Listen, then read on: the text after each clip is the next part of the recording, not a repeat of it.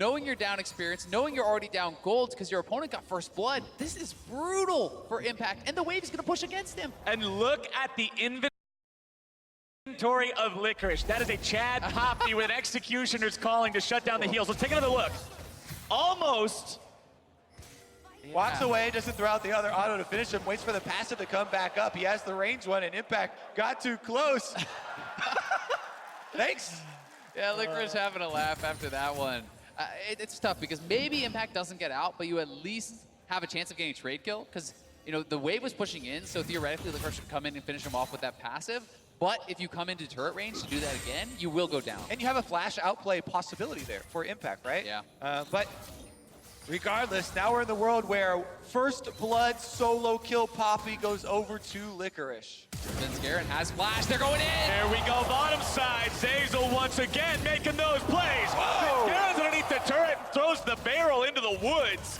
Not quite what they're looking for. Yeah, Sven Scarin wanted it all. He wants to go for double if there. Perhaps could have just gone for CoreJJ, who wasn't actually on that turret, flashing past to try to take down Doublelift, and Doublelift survives, gets his Sheen buy off. Meanwhile, mid lane going quite well here for Jensen, so gold is actually dead even despite the tragedy that we witnessed on the top lane there for Impact, as he's not feeling good about this one. Yeah, a little bit of a misplay on the bottom side of the map there too. A game of unforced errors, honestly, here in game number 4. Team's getting a little bit sloppy here as the pressure mounts. We'll see who can clean those up as we keep going forward. Licorice now farming up the wave that has been pushed back out by Impact on this Aatrox. Smithy making his way into the top side, but it's not really in a spot that he can gank right now. Yeah, the wave would be pushing back towards Impact's turret, so eventually there is a possibility of looking for something there. You know, perhaps he could do Krugs and then look back to it, but it can be pretty difficult to actually knock this Poppy down. You know, Impact sitting just on the door and shield, so you're not exactly going to be putting out a lot of pressure. Licorice can easily walk out of the chains there. Impact won't get too much out of that one. The trades will continue back and forth between these two. Licorice now with a Keeper's Verdict available, and Impact has to back away. Look at Licorice there, just staying on the edge of the range for the Q activations of Impact, waiting them out, taking some of the cooldowns, positioning very aggressively as well, and already some pings up. Jungler and mid laner looking for the roam here. Control Ward laid down through the river to light the way. Yeah, you can see both supports back to base, pick up their boots, look to go place some vision down, and then reconvene down in that bottom lane. But it is 3-man top. Xmithy is running up here quickly, but Impact may be dead before he gets there. The dive's coming in, but as soon as they see Xmithy, they at least back off long enough for the minions. Team Liquid has to try to outplay this one, but man, Impact just disappeared. Here comes Jensen. He wants to try to get some of these low health bars. Whoa! Beautiful denial. Licorice is just popping off on this Poppy here, able to eject the only possibility of a Team Liquid rebuttal. Yeah, that was so big. Jensen had you know, the flash up, the ignite up. He could have potentially cleaned up some of these kills.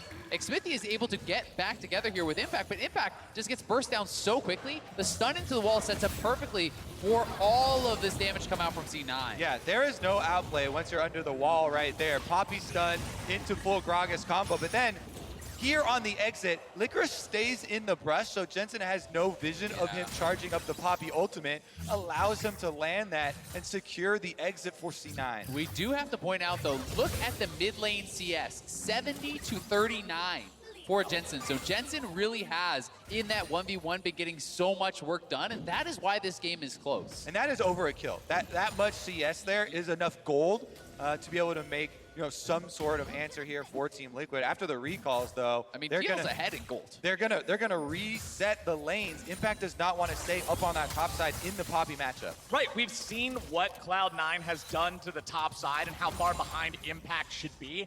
That CS difference is smaller than what is demonstrated in mid right now, just to give context to the power of the lead that Jensen has built there for himself. Bottom side, you can see Doublelift and Sneaky, both with the ultimates ready to go. CoreJJ also has his. Critically, Zeyzal still no Alistar ult, meaning the big engage potential still isn't quite there without a big risk associated with it.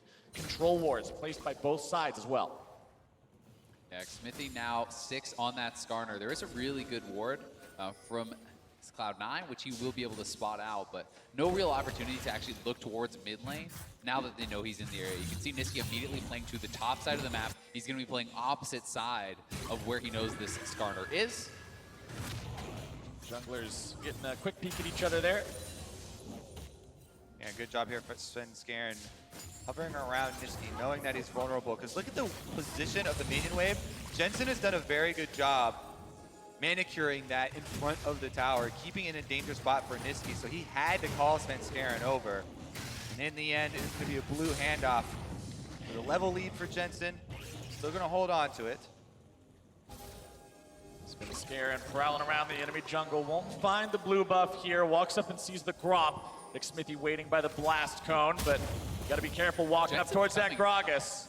Jensen wanting to maybe collapse if C9 try to use this mid and jungle duo to make a play on the bottom side. Cloud9 recognize the risk and they back away. Yes, they've had some plays happen so far on the top side, but the close state of this game means that you can't go forcing anything too hard.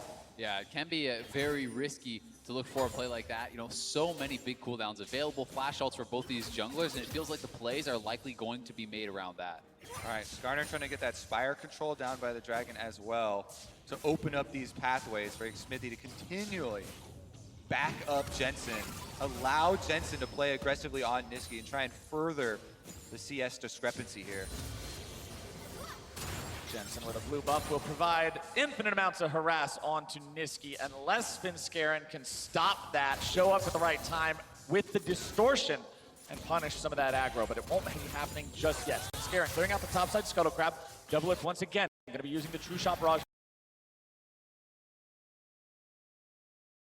And just rely on your health as kind of that buffer against the LeBlanc. So itemization should be easy, and off to this big head start. Yeah, especially anytime you're a Poppy with a 30 CS lead and